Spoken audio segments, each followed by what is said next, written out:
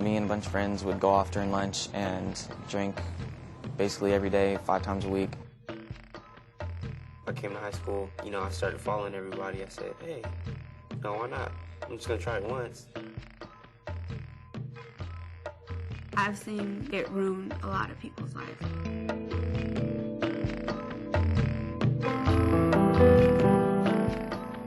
My grades were dropping, I was getting in trouble in and out of school.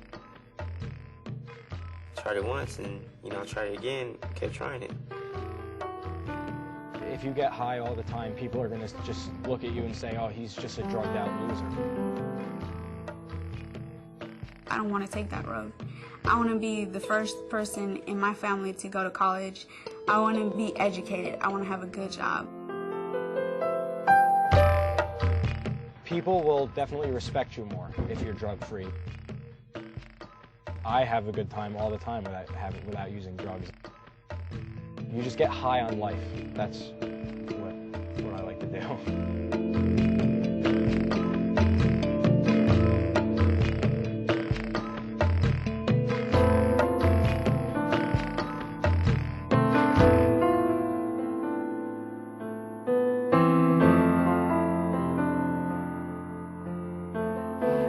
Today to talk about the importance of being drug-free.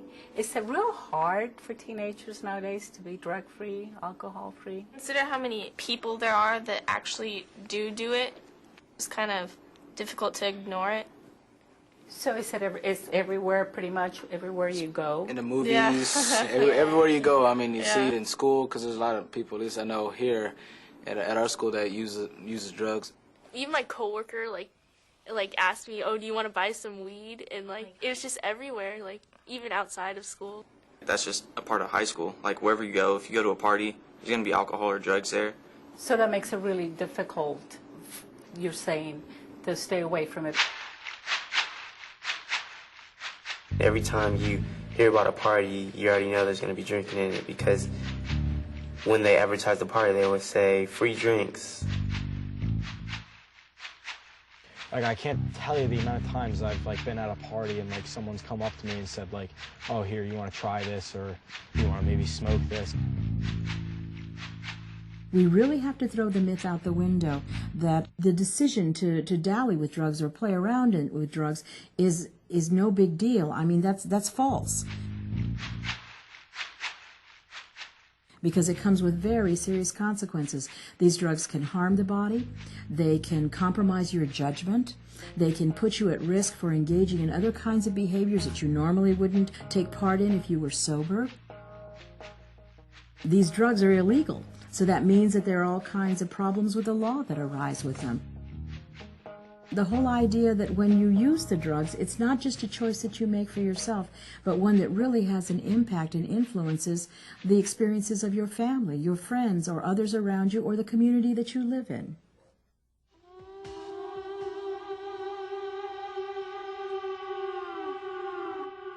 That's what makes it so much harder to resist drugs, is when your friends do it and everyone you know does it. You think that maybe it's something that teens should be doing? I think it's a huge deal for teenagers to stay drug-free, just because they always find themselves in maybe the unpopular group, and doing drugs will maybe lead them into the popular group. The first time I drank, I was at my friend's house, and he said, hey, let's get drunk. And I said, I don't even do that. I play sports. They're like, oh, we play sports too. I said, everybody's doing it. And they say, come on, don't be a girl. They start calling me names. Come on, come on. And finally, I was like, okay, I'll take a sip. On a daily basis, there are people who are working at wearing him down. And there's one word that I can tell you now that will really put peer pressure in perspective for you, and that is to use the word manipulation. Most teens will tell you that they don't want to be manipulated. They don't want to be played or talked into something that they don't want to do.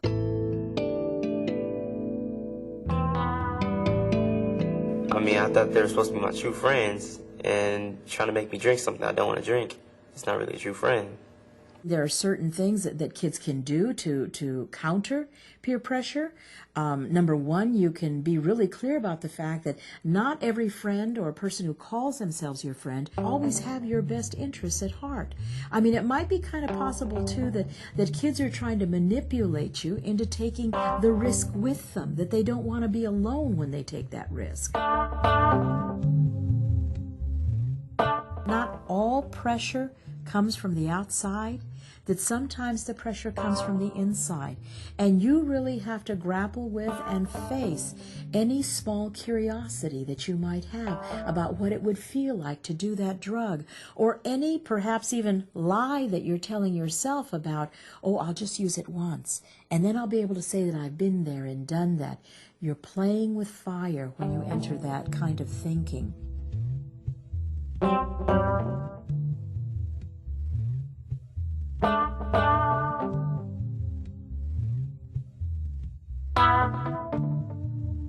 I've heard teenagers say, oh, I smoke weed, but it's because it's organic, it's natural. What other things have you heard people say to rationalize what they're doing? I know with a lot of people concerning marijuana, they always compare it to cigarettes, saying how, you know, yeah, I smoke weed, but, you know, at least it's not going to kill you like cigarettes do. I had this one friend, and he was one of my best friends, and he justified weed by saying, oh, when I smoke weed, I focus better on school. I said, what? One person I know, he used to say the same thing that your friend said, you know, oh, it helps me with schoolwork. And then I get, like, well, apparently he ended up failing all his classes and he had to go to a continuation school. And he was on the basketball team, and now he's not even in basketball, and he had to drop out of high school. Many people think that for some reason marijuana is one of those drugs that is the lesser of all the evil drugs that are out there. You need to know that marijuana basically affects your reaction time, your coordination. It basically affects your sense of self-control. And while you're under the influence of marijuana, you'll be more likely to stumble, to fall, to crash, or to drown. I mean, those are some pretty serious consequences. And if your judgment has been impaired and now you take even more serious risks, it could possibly end in a scenario that ends up in death if the wrong choice is made at the wrong moment. Alcohol is one of the most accessible drugs that we have out there. It's important to understand that alcohol is the one drug that has the power to hurt every single organ in your body, that it is addictive, and that alcohol impairs your judgment. You're more likely to engage in other kinds of risky behaviors.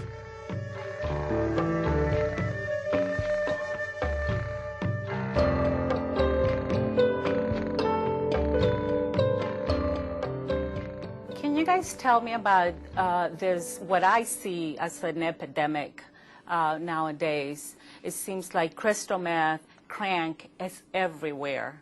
It's so prevalent. For a school project, you know, we went to the drug center, and they were like 90% meth users. Teeth was rotting out, and they had red eyes, they couldn't even think straight, and they were trying to hit on me, and I was just like, what are you talking about? I mean, come on, you're what, 17 years old, you're not in high school, you don't have any teeth anymore, there's no future in it. You're either going to die from it or you're going to go into jail. It's just not outside of school, but it's also in school. I was in class, and this guy was talking about it, saying that he used crystal meth before, and he started talking about saying how he did it every day. The urgency around the problem of crystal meth is that, number one, it is highly addictive. We know right now that people can become addicted after one use. We also know that a one-time use scenario could even lead to death. That right now crystal meth pushes the body. It pushes your blood pressure. It pushes your heart rate to limits that are absolutely unhealthy. It can also involve you in behavior that's violent and aggressive, and sometimes it influences psychotic behavior in people. And when you talk to users of crystal meth, they will tell you that the crash after the drug wears off can be really severe.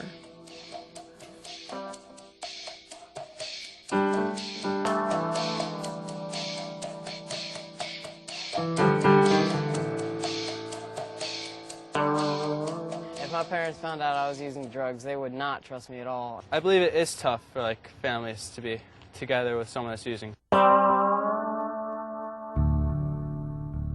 How does a parent talk to a kid that's on drugs? I don't really see like how it would really work.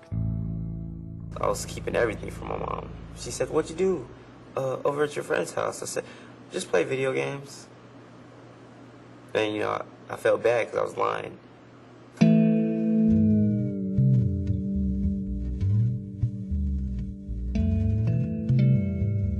Pretty soon I was getting high going to school. And I was like, that's not smart. I was really, you know, scared to get caught by a teacher or something like that. Or students. Students smelled it on me all the time. I was like, oh man, I gotta stop. Some teens think that using drugs is going to be a way to deal with unwanted pressure. The truth of the matter is it doesn't relieve the stress, it creates more sources of stress. I mean, all of a sudden now you've got this hidden life, and it's a strain that begins to show. You don't live your life just in isolation. There are always eyes upon you, whether your friends are noticing, whether your teachers are noticing, whether your coach is asking you questions about what's different now, and most certainly what your brothers, your sisters, and your parents and your grandparents around you are beginning to notice about your behavior.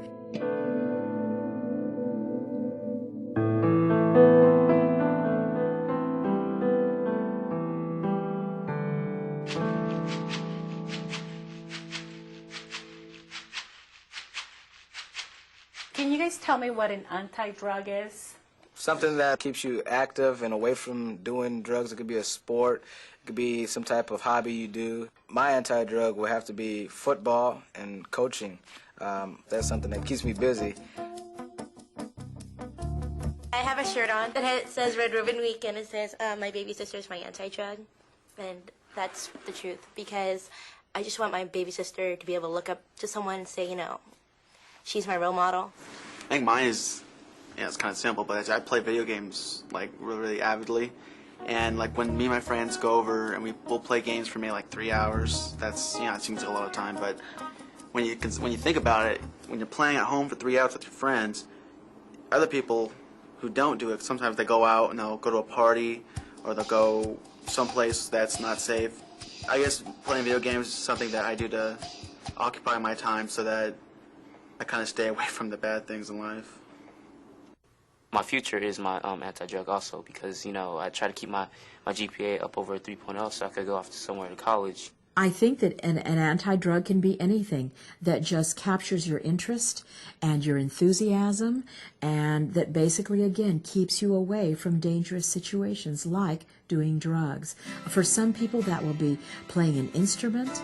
For some people, that'll be reading. For some people, that'll be running or exercising.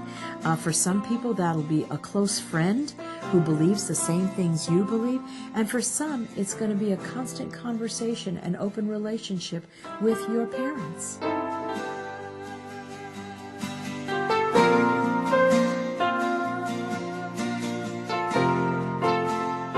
I stopped. I made a decision because, my grades, they weren't as good as when I first started because of smoking weed.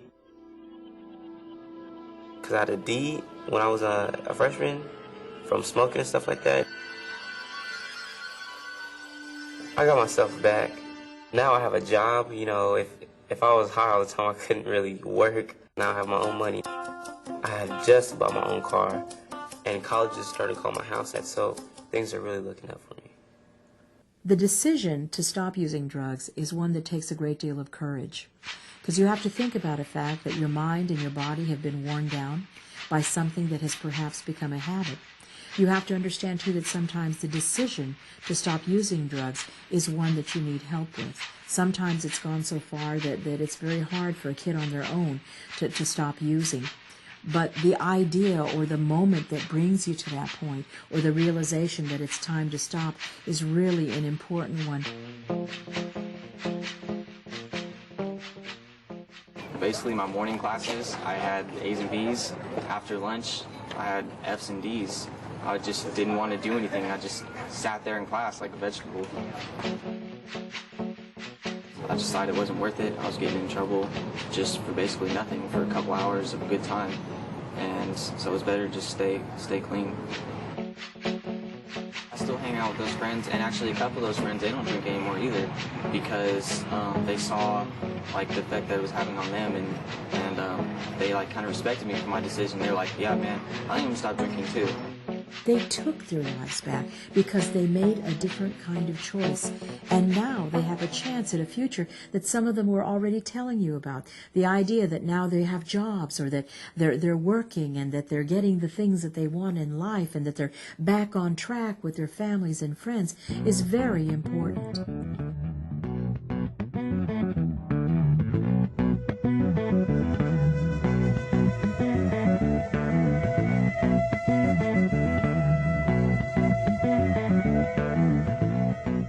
Today is our third annual Sober Teens Festival at Carmel High School. It is an event that is countywide, where we invite teenagers to come and sign contracts to stay sober till they're 21.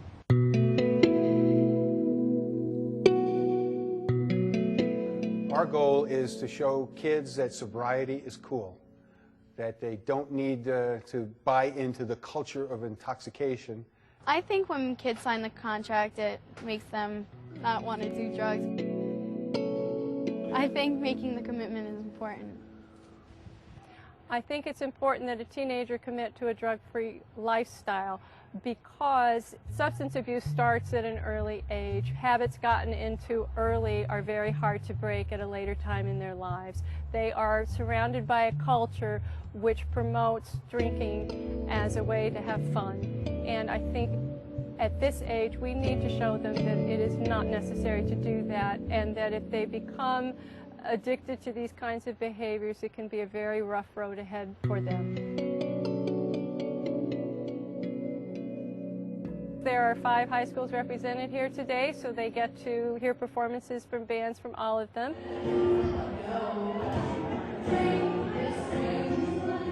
They have a number of games, laser tag, DDR, there's an obstacle course. There's also a young band that's committed to being sober. You may have seen him on MTV's TRL with Fall Out Boy. Give it up here at CBGB's for Pride!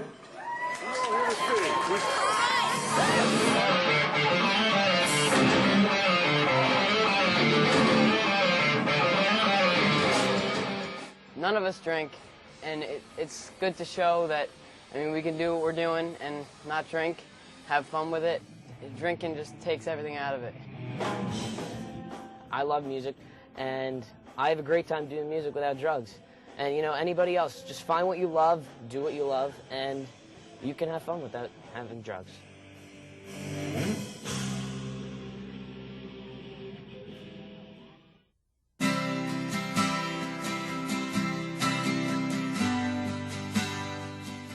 I just think it's better for your life if you are drug-free. Easier all the way around academically. You just make the right decisions when you're sober. You remember the next day, and you don't have to worry about what you did. You don't have to worry about if you did anything bad or not, and you're not sick.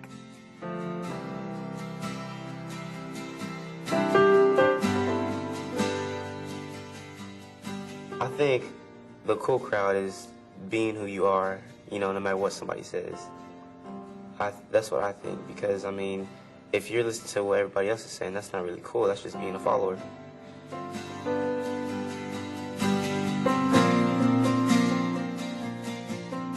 Me and my friends, we never do drugs. We just hang out and everything, and we go crazy. We just have a lot of fun, laughing constantly and everything.